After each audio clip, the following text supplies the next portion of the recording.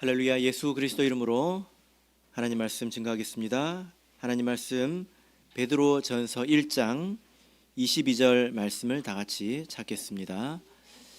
하나님 말씀 베드로 전서 1장 22절 말씀을 우리 같이 읽겠습니다. 시작. 너희가 진리를 순종함으로 너희 영혼을 깨끗하게 하여 거짓이 없이 형제를 사랑하기에 이르렀으니 마음으로 뜨겁게 피차 사랑하라. 아멘. 오늘 이 시간은 사랑의 교제가 뜨거운 교회라는 제목으로 말씀을 전하도록 하겠습니다. 예전에 제가 시골 어떤 교회에 있었을 때 그 교회를 찾아온 분이 계셨는데요. 그분은 안식교 신자였습니다. 제7일 안식교 신자였습니다. 근데 그분이 이제 여러 가지 이야기 가운데서 굉장히 인상 깊게 남았던 이야기가 뭐냐면 자기는 아주 정확하게 신앙생활 하기를 원하는 사람이다. 그러면서 자기가 얼마나 철저하게 신앙생활을 해오려고 했는지 이제 여러 가지 이야기들을 하셨습니다. 그런데 그 중에 한 가지 기억에 남는 게 뭐냐면 이제 그분이 안식교에 속했을 때에 이제 점심 식사에 관해서 이야기를 했는데요. 우리가 밥 먹으려고 교회 오는 게 아니지 않느냐. 우리는 하나님께 예배드리기 위해서 왔기 때문에 자기 교회에서는 빵으로 간단하게 식사를 이렇게 때우고 찬양과 기도에 힘썼다. 이제 그런 이야기를 했습니다. 세월이 굉장히 많이 지났는데요. 아직까지 선명하게 기억이 남습니다. 왜냐하면 그분이 워낙 자신감 있게 이야기했기 때문에 그런가? 그게 맞는 건가? 그런 생각을 했기 때문입니다. 그리고 시간이 지나면서 그게 정말 맞는 것인가? 이런 생각을 제가 계속 해보게 되었기 때문에 그분의 말씀이 아직도 기억에 남습니다. 여러분 이런 이야기를 들으면 여러분은 어떻게 생각이 되십니까? 어떤 생각을 하십니까? 이런 이야기를 들으면 굉장히 신앙적인 것처럼 들릴 수 있습니다. 그런데 정말 그럴까요? 성경에 보면 이런 비슷한 이야기가 있습니다. 디모데전서 4장 3절을 보겠습니다. 디모데전서 4장 3절입니다. 디모데전서 4장 3절 읽겠습니다. 시작. 혼인을 금하고 식물을 폐하라 할 터이나 식물은 하나님이 지으신 바니 믿는 자들과 진리를 아는 자들이 감사함으로 받을 것이니라.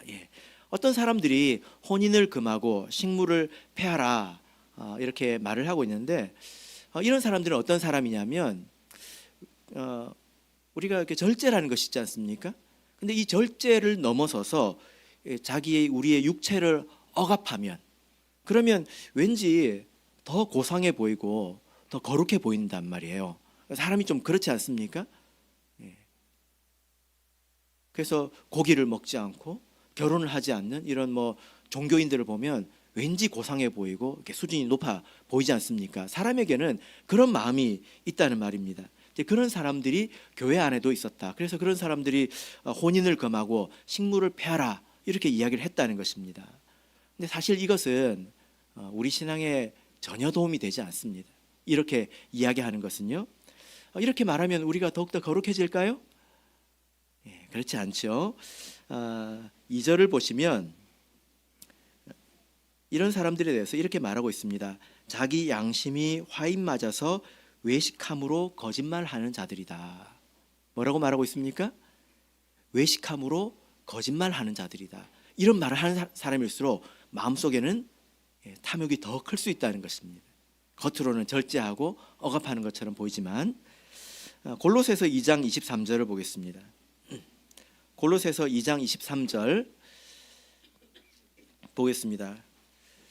골로새서 2장 23절.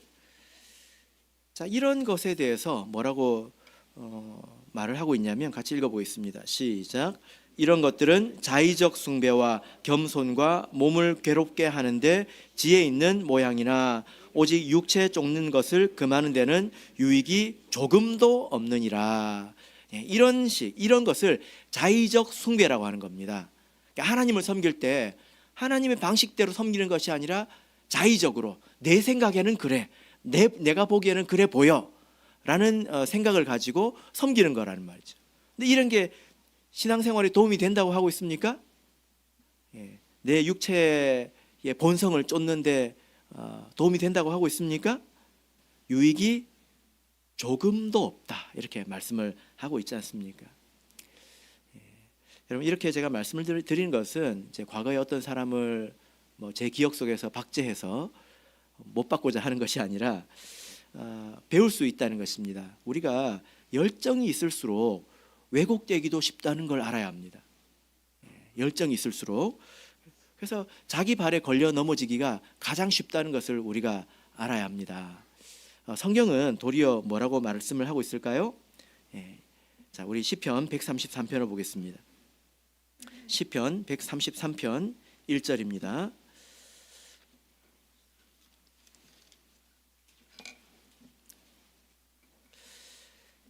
시편 133편 같이 읽겠습니다. 시작. 형제가 연합하여 동거함이 어찌 그리 선하고 아름다운고. 하나님께서 이렇게 말씀하십니다. 형제가 연합하여 동거함이 참 선하고 아름답다, 이렇게 말씀하고 있습니다. 하나님 보시기에 좋다는 거죠. 그 결과가 무엇입니까? 하나님 보시기에 참 선하고 아름답기 때문에 결과가 무엇일까요? 3절을 보실까요? 뭐라고 하고 있습니까? 여호와께서 복을 명하셨나니 곧 영생이로다. 보시기 좋은 바로 그곳에 거기서 여호와께서 복을 명하셨다, 이렇게 말씀을 하고 있습니다. 형제가 연합하고 동거하는 것이 참 보기가 좋다는 것입니다. 이것은 이제 선하다라고 하는 것은 악하다의 이런 반대말이 아니라 좋다는 뜻입니다. 그래서 이 말씀을 보면 창세기 1장이 생각이 나는데요. 하나님께서 천지를 창조하시고 뭐라고 말씀하셨을까요? 보시기에 좋았더라, 이렇게 말씀하시죠. 바로 그 좋았더라입니다. 보시기에 참 좋았더라는 것입니다. 그래서 보시기에 좋았기 때문에 하나님께서 천지를 창조하실 때 축복하시지 않았습니까? 생육하고 번성하라, 땅에 충만하라, 땅을 다스리라, 이렇게 말씀하시지 않았습니까? 여러분, 그래서 우리가 이것을 기억해야 되겠죠. 하나님 보시기에 좋은 곳에 뭐가 있습니까? 복이 있다는 거예요. 내 마음대로 생각해서는 안 됩니다. 자, 그러면 이것이 왜 하나님 보시기에 참 좋은 것일까요? 왜냐하면 이 사랑으로 교제하는 것, 형제들이 이 믿음의 울타리 안에서 서로 교제하는 것이 바로 우리 믿음의 열매가 되기 때문입니다. 이것은 믿음이 있어야 나타나는 것이기 때문이죠. 자, 우리 본문의 말씀으로 돌아가 보겠습니다. 골로새서 베드로전서 1장 22절입니다. 베드로전서 1장 22절. 하나님께서 이 믿음의 교제를 기뻐하시는 것은 바로 이것이 믿음으로써 드러나는 것이기 때문에 그렇죠. 22절을 다시 우리 천천히 읽어보겠습니다. 시작. 너희가 진리를 순종함으로 너희 영혼을 깨끗하게 하여 거짓이 없이 형제를 사랑하기에 이르렀으니 마음으로 뜨겁게 피차 사랑하라. 여기 말씀을 보시면 진리를 순종함으로 너희 영혼을 깨끗하게 하여 어디에 이르렀다고 말하고 있습니까? 거짓이 없이 형제를 사랑하기에 이르렀다. 그러니까 우리가 진리를 순종함으로 우리 영혼이 깨끗하게 된 결과가 이제 형제를 사랑할 수 있게 되었다라는 것입니다. 이것이 바로 믿음의 열매라는 거죠. 열매 없는 믿음은 가짜이지 않습니까? 그렇죠? 그래서 진짜 살아있는 믿음은 반드시 사랑으로 드러나게 되어 있습니다. 갈라디아서 5장 6절을 보시면 이렇게 말씀하고 있습니다. 그리스도 예수 안에서는 할례나 무할례가 효력이 없되 사랑으로서 역사하는 믿음뿐이니라. 믿음이 중요하잖아요. 우리가 믿음으로 구원받잖아요. 그런데 이 믿음은 사랑으로서 역사한다는 것입니다. 믿음은 이 마음속에 숨어 있는 것이 아니라 사랑으로서 드러난다는 거예요. 드러나는데 사랑으로서 드러난다는 것입니다. 그래서 믿음의 열매가 바로 사랑으로 서로 형제자매가 교제하는 것이다 라는 거죠. 여러분, 그래서 우리 신앙생활의 목표 중에 하나는 바로 이것입니다. 진실한 사랑의 교제를 나누는 것입니다. 모든 성도와 함께 사랑의 교제를 나눌 수 있는 것, 이것이 우리 신앙생활의 목표라는 것입니다. 자, 우리 사도행전 2장을 가서 보겠습니다. 사도행전 2장을 보겠습니다. 사도행전 2장 42절에서 47절을 보시면 초대교회의 모습이 있습니다. 여러분 기억하시죠? 그때 사도의 가르침을 받았고 그리고 수많은 이적 기사가 있었습니다. 그래서 하나님에 대한 믿음이 투철해졌습니다. 그런데 그게 끝이 아니에요. 그 믿음이 어떻게 드러났습니까? 44절 45절을 우리 같이 읽어보겠습니다. 시작. 믿는 사람이 다 함께 있어 모든 물건을 서로 통용하고 또 재산과 소유를 팔아 각 사람의 필요를 따라 나눠주고, 그 믿음이 서로 사랑하는 것, 심지어 유무상통하는 것, 이것으로서 드러났다는 것입니다. 여러분, 그래서 이것이 우리가 가야 할 이제 방향이다라는 거죠. 여러분, 그러면 우리가 이제 무엇이 사랑의 교제인가 이것을 한번 생각해 보면, 가끔 우리는 사랑의 교제를 잘 나누고 있다 이렇게 스스로 착각할 수도 있겠구나 이런 생각을 제가 할 때가 있습니다. 왜냐하면 여기에 약간의 회색지대가 있거든요. 제가 보기에 좀 그렇습니다. 회색지대가 있다는 거예요. 제가 실제 있었던 일은 아니지만 있을 법한 그 가상의 이야기를 하나 들려드리겠습니다. 뭐 별 이야기는 아니고요. 어느 날 안식일 오후에 오후 예배를 이제 마치고 나서 어떤 집사님이 안 보였습니다. 우리 교회에 없는 최 집사님으로 하겠습니다. 갑자기 최 집사님이 안 보이는 거예요. 어디 가셨을까? 그러다가 나중에 저녁 먹을 때 보이시는 거예요. 그래서 어디 갔다 오셨냐 이제 물어보니까 제가 사랑의 교제를 나누고 왔습니다. 이렇게 대답을 하시는 겁니다. 그래서 이제 무슨 사랑의 교제를 나누고 오셨냐 물어보니까 이제 구도자를 데리고 당구를 치러 갔다 온 거예요. 자기가 좋아하는 당구. 가서 당구를 신나게 치고 와서 뭐라고 말합니까? 사랑의 교제를 나누고 왔대요. 여러분, 이것은 사랑의 교제일까요? 아니면 교제를 가장한 취미 생활일까요? 뭘까요? 답하기 굉장히 곤란해 하시는 것 같은데 뭐 여기 정해진 답은 없는 것 같습니다. 뭐 더 깊이 들어봐야 될 것 같으니까. 그런데 우리가 사랑의 교제라고 하지만 사실 교제를 가장한 일탈일 수도 있고 취미 생활일 수도 있잖아요. 양심적으로 돌아보면. 안 그렇습니까? 그게 정말로 성경에서 말하는 사랑의 교제일까요? 물론 그게 전면적으로 나쁘다는 건 아닙니다. 그런데 그게 본질적인 건 아니지 않습니까? 그래서 하나님께서 정말로 기뻐하시는 교제가 무엇인가? 우리가 성경을 통해서 조금 더 이제 중심으로 들어가서 한번 생각해 보면 좋겠습니다. 그래서 나는 사랑으로 교제할 줄 아는 사람인가? 우리 교회는 사랑의 교제가 풍성한 교회인가 생각해 볼 수 있다라는 거죠. 우리가 먼저 이것을 생각하기에 앞서서 교제라는 것이 무엇인가? 세상에서 말하는 교제가 아니라 성경에서 말하는 교제가 무엇인가를 우리가 먼저 살펴봐야 되겠습니다. 성경 안에 교제라는 말이 있습니다. 이제 헬라어로 보면 코이노니아, 몇 번쯤은 들어보셨을 것 같습니다. 그렇죠? 코이노니아라고 하는데 이 교제라고 하는 말이 범위가 굉장히 넓어요. 그래서 하나님과 교제도 있고 예수님과의 교제도 있고 성령과의 교제도 있습니다. 그런데 우리는 오늘 좀 범위를 좁혀서 성도들 사이의 교제를 먼저 생각을 해보면, 우리가 교제를 그냥 어울려서 즐거운 시간을 보내는 것, 여기서 생각을 시작하면 안 될 것 같아요. 이 교제라는 단어를 성경에서 쭉 찾아보면 이렇게 출발하는 것이 좋습니다. 교제는 나누어 주는 것입니다. 교제는 자기의 것을 나누어 주는 것이라는 거예요. 여기서 출발하는 게 좋습니다. 몇몇이 어울려 가지고 즐거운 시간을 가지는 것이 교제이다 라고 하면 하나님께서 보실 때 야 그건 교제가 아니라 너 취미생활 한 거잖아, 네가 좋아한 거 한 거잖아, 이렇게 말하실 수 있다는 것입니다. 교제가 무엇이라고요? 나누어 주는 것. 여기서 출발해야 합니다. 자, 우리 로마서 15장 26절을 보겠습니다. 여기서는 이 코이노니아가 다른 말로 번역이 됐는데요. 로마서 15장 26절, 하나님께서 이것을 교제라고 하고 있습니다. 로마서 15장 26절 보겠습니다. 읽겠습니다. 시작.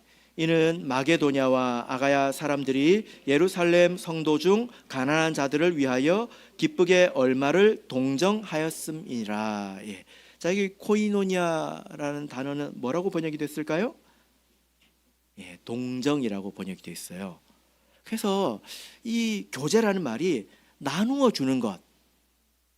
그래서 어쩌면 구제의 개념이 있다는 것입니다. 나누어 주는 것.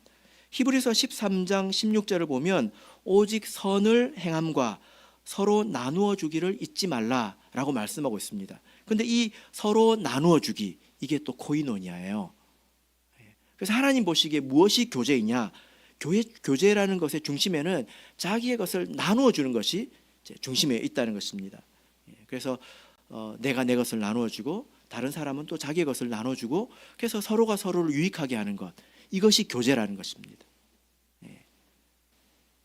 왜 우리가 나누어 줄까요? 우리가 믿음 안에서 한 가족이기 때문에 그렇습니다. 그래서 우리가 그 사독교회에서도 아까 사도행전 2장에서 사독교회의 모습을 봤는데요. 사독교회 성도들도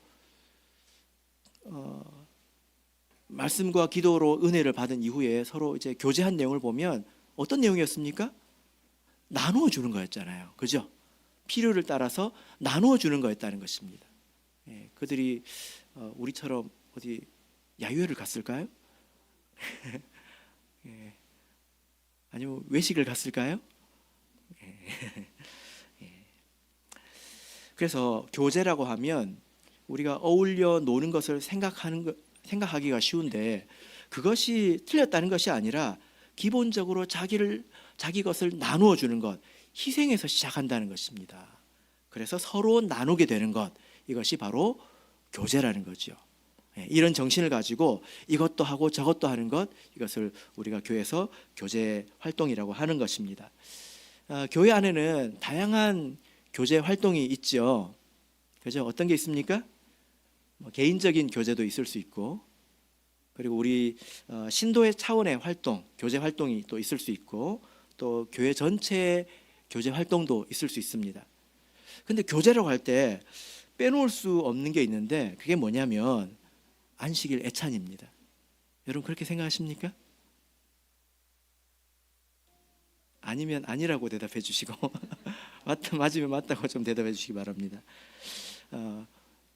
되게 흥미로운 게 뭐냐면 성경 안에서 전체적으로 구약부터 신약까지 교제의 중심에는 먹고 마시는 게 있습니다. 그래서 먹고 마시는 게 아주 중요합니다. 기분이 좋으시죠? 이제 마음 편하게 먹고 마실 수 있으니까. 자, 우리 출애굽기 24장을 보겠습니다. 출애굽기 24장 11절입니다.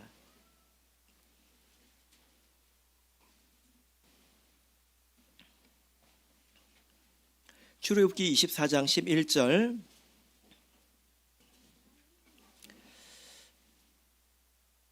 출애굽기 24장 11절 말씀을 읽겠습니다. 시작. 하나님이 이스라엘의 존귀한 자들에게 손을 대지 아니하셨고 그들은 하나님을 보고 먹고 마셨더라. 이스라엘 백성이 하나님과 언약을 맺은 이후에, 시내산에서 하나님과 언약을 맺은 이후에 하나님과의 계약 백성이 되어서 제일 먼저 한 일이 뭐냐면 즐겁게 먹고 마신 일입니다. 이것은 화목 제물을 드리고 나서 화목 예물을 같이 서로 나누어 먹은 것을 말하는 거죠. 이게 첫 번째였다는 거예요.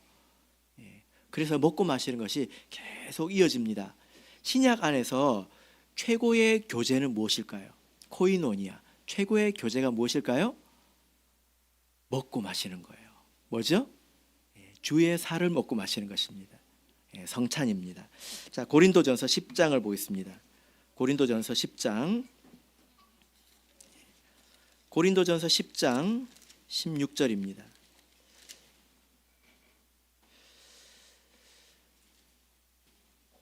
고린도전서 10장 16절. 자, 우리 같이 읽겠습니다. 시작. 우리가 축복하는 바 축복의 잔은 그리스도의 피에 참여함이 아니며 우리가 떼는 떡은 그리스도의 몸에 참여함이 아니냐. 자, 여기서 참여하다, 동참하다, 이것이 코이노니아이거든요. 그래서 잘 먹고 잘 마시는 교회가 되어야 합니다. 사실 고린도 교회는 이걸 잘 못해가지고 책망을 많이 받았습니다. 먹고 마시는 걸 잘 못했다는 거예요.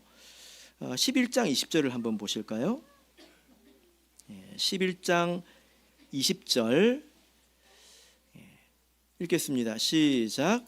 그런즉 너희가 함께 모여서 주의 만찬을 먹을 수 없으니. 이게 무슨 뜻입니까?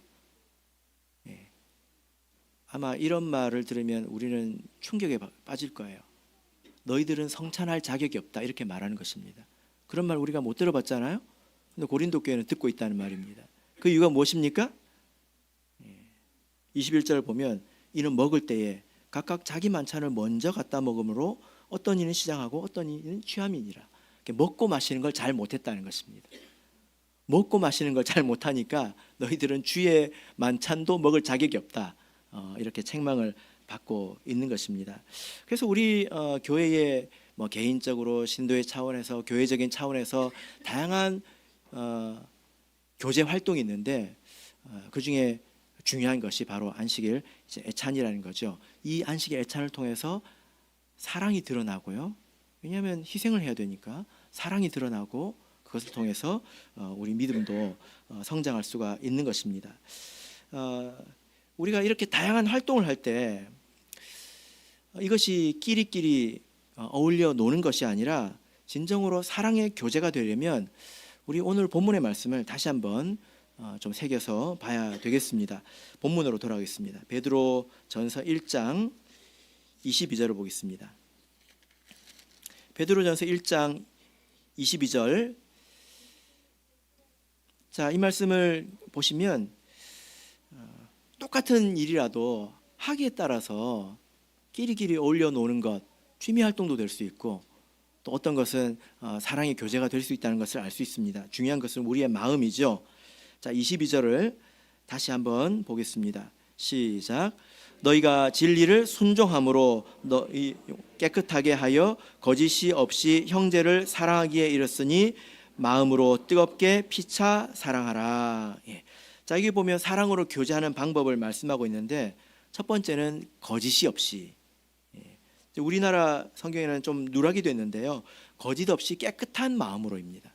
깨끗한 마음으로 교제를 해야 된다는 것이고, 두 번째는 뜨겁게 사랑해야 된다는 것이고, 세 번째는 서로 사랑해야 된다는 것입니다. 우리가 이 말씀을 조금 더 깊이 생각을 해보면 여러분, 거짓 없이 깨끗한 마음으로 교제하는 것은 어떤 것일까요? 거짓 없이 형제를 사랑하는 것은 어떤 것일까요? 반대의 말을 좀 생각해 보면 그렇습니다. 거짓된 사랑, 깨끗하지 못한 사랑, 투명하지 못한 뒤에 무언가가 있는 그런 사랑, 이게 어떤 사랑이죠? 위선적인 그런 사랑이죠. 그죠? 이런 사랑을 사실 우리가 종종 경험을 합니다. 제가 이번 명절 기간에 처가댁에 가서 이렇게 시장을 갔는데 요즘 이제 뭐 선거가 있는지 벌써 선거 운동을 하시더라고요. 근데 저한테 굉장히 공손하게 인사를 하시면서 뭔가를 주셨습니다. 왜 그렇게 친절하게 인사를 했을까요? 저를 사랑해서 그럴까요? 제가 서울 사는 줄 알았으면 그렇게 안 했을지도 모릅니다. 사실 겉보기에는 사랑 같지만 사실 자기의 유익을 위해서 사랑의 모양을 얼마든지 취할 수 있다는 거예요. 그죠? 그게 무엇입니까? 거짓된 사랑이죠. 위선적인 사랑이라는 것입니다. 그래서 우리가 신앙생활 할 때 내가 사랑의 행위를 한다고 해서 그게 다가 아니라 그 뒷면을 한번 돌아봐야 합니다. 자기 마음을 돌아봐야 돼요. 사실 그렇게 하는 것이 나에게 편하고 나에게 좋기 때문에 하는 걸 수도 있잖아요. 그죠? 예를 들어서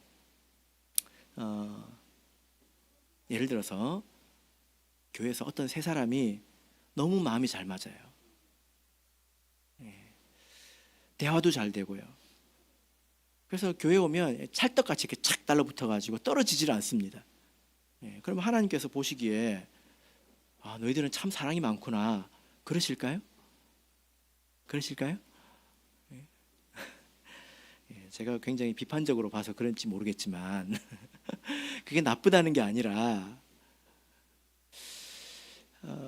자기가 즐거워서 그런 거 아닐까요? 그게 자기가 좋은 거잖아요. 그죠? 성경에서 말하는 사랑은 그것일까요? 그럴 것 같지는 않다라는 것입니다. 교회에 와가지고 끼리끼리 밥도 먹고 나랑 잘 맞는 사람하고 대화하고 그렇지 않은 사람은 있는지 없는지도 알지 못하고 만약에 그런다면 이것이 정말 예수님께서 기뻐하시는 사랑인가?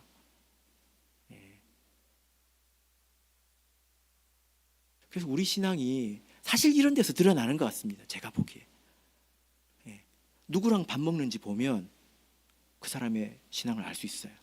우리가 신앙생활을 해보면 다 알잖아요. 같이 있기 피곤한 사람들이 있거든요. 대표적으로 저 아닙니까? 그래서 제가 밥 먹을 때 우리 성도님들이 옆에 잘 안 오십니다. 같이 있기 피곤한 사람들이 있잖아요. 근데 그 옆자리를 지켜주는 사람이 있습니다. 그런 사람들이 훌륭한 사람이에요. 그죠? 같이 있기 좋은 사람들이 있지 않습니까? 그게 정말 사랑일까? 우리가 거기서 더 성장해야 된다는 것입니다. 그래서 우리가 사랑의 모양을 취하고 있지만 그 이면을 보면 이기적인 마음이 가득할 수도 있다는 것입니다.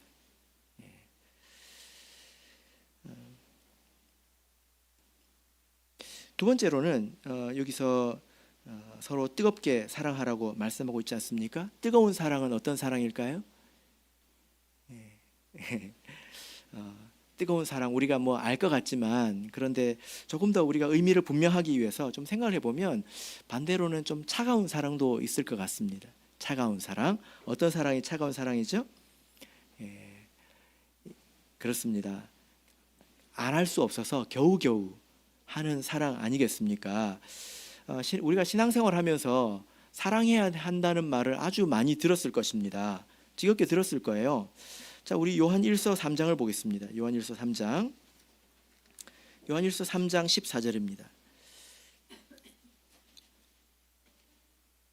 요한 1서 3장 14절.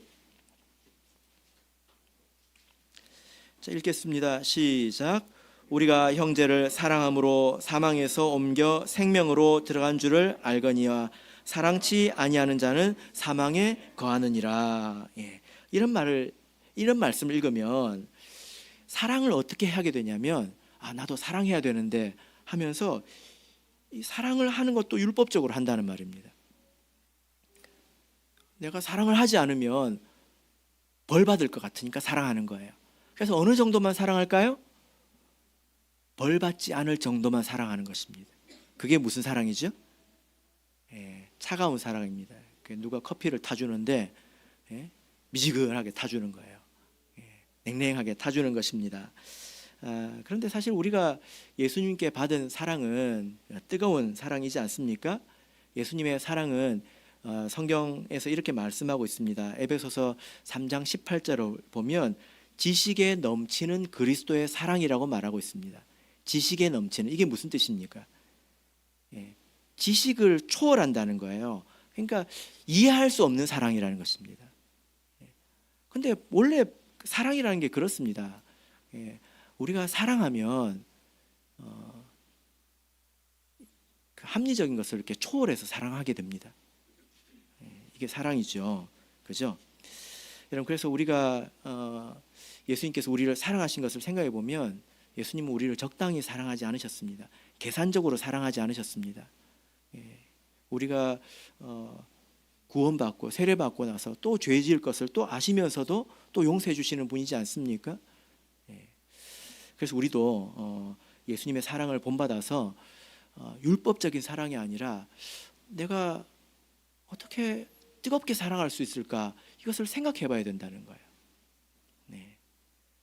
내가 벌받지 않을 선 정도까지만 내가 사랑해야지.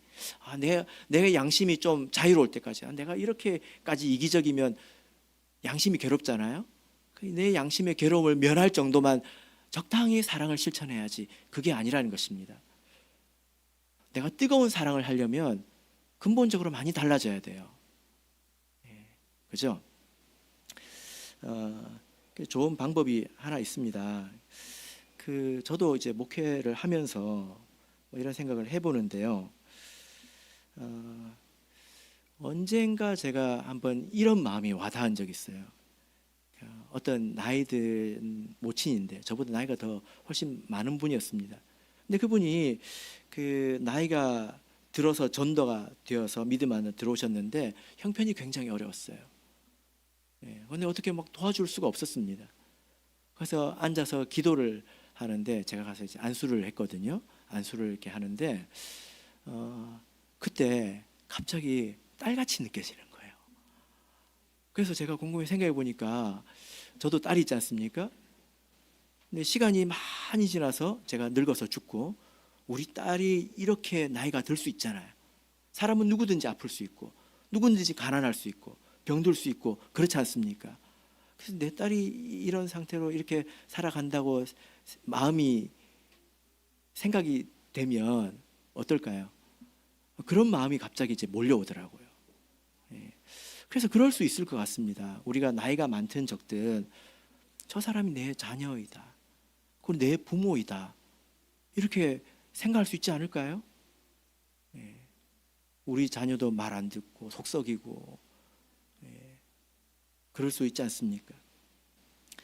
만약에 우리가 그런 마음을 가질 수 있다면 하나님께서 저 사람을 어떻게 바라보시는지 우리가 공감할 수 있을 것 같고 우리가 더욱더 사랑을 실천할 수 있지 않을까, 이렇게 생각이 됩니다. 여러분들께서도 한번 이렇게 실천을 해보시길 바랍니다. 세 번째로는 피차 사랑하라고 말씀을 하고 있습니다. 서로 사랑하라는 거죠. 피차 사랑하라고 하는 것은 이 서로 사랑이라는 말은 성경에서 아주 중요한 이렇게 표현인데요. 중요한 것은 우리가 누구든 사랑할 수 있어야 된다는 것입니다. 누구든. 그래서 교회 안에서 미운 사람이 없어야 돼요.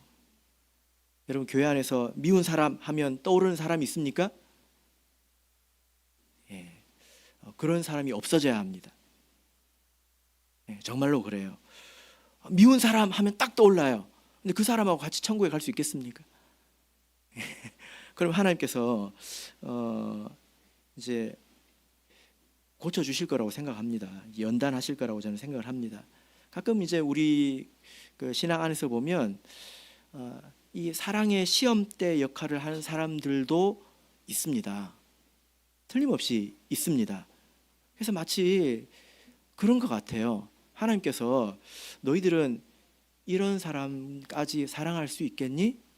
라고 말하시는 것 같습니다.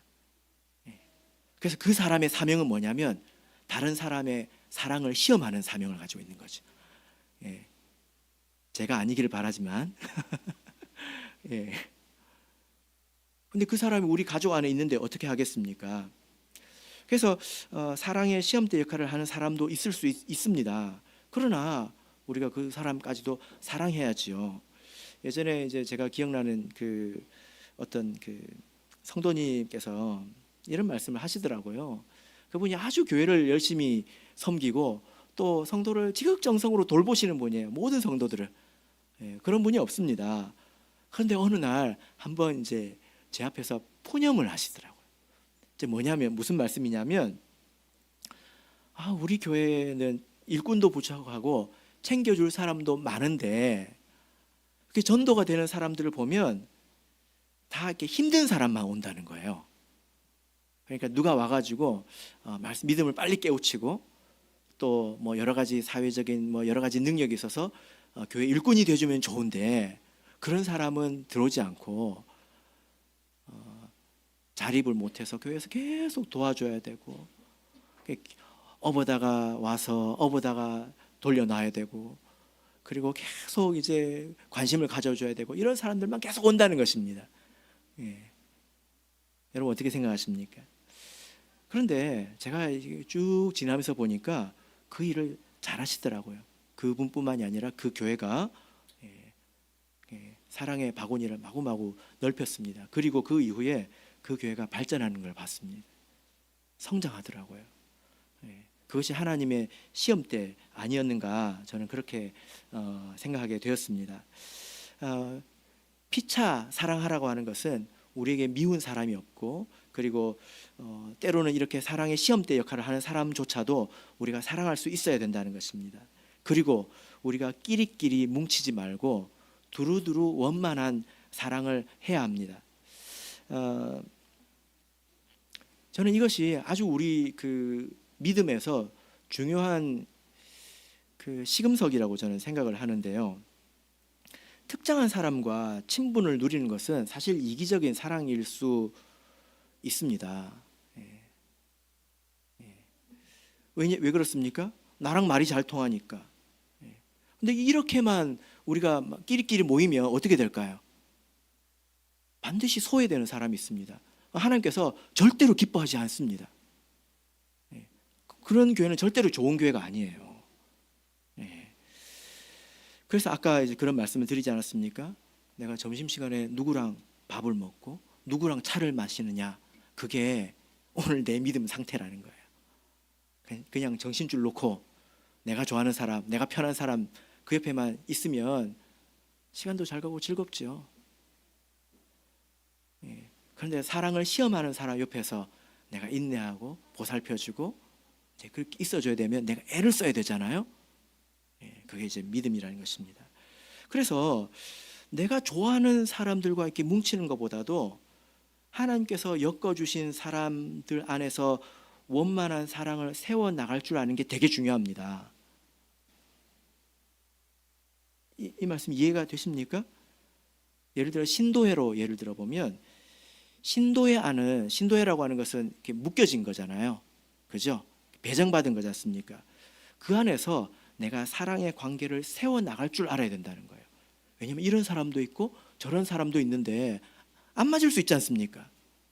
그죠? 이런 일이 모든 교회에 다 있습니다. 사람 사는 데는 다 있어요.